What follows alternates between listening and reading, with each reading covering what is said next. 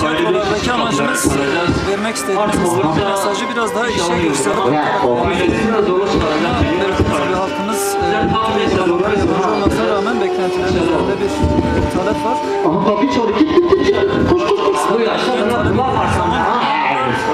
Tiyatroda talep ediliyor. Geçen yıl yaklaşık hoş geldiniz. Bir yıl daha satışlarımızda şu an gösterimiz oldu. Tiyatroda nereye gidiyorsunuz? Özellikle İslami düğünler ve İslami olmayan düğünleri karşılaştırıyoruz bu tiyatrolarımızda. Tabii işe biraz da mizah katarak bunu yapmaya çalışıyoruz. Çok paranıyoruz ya. Abi İslami düğünlerde tiyatroyla neyi hedefliyorsunuz ve ilginin nasıl olduğunu bize anlatabilir misiniz?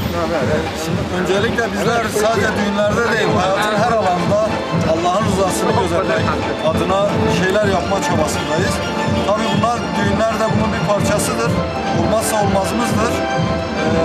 Düğünlerde Allah'ın rızasını gözetmek için bir grup kurduk.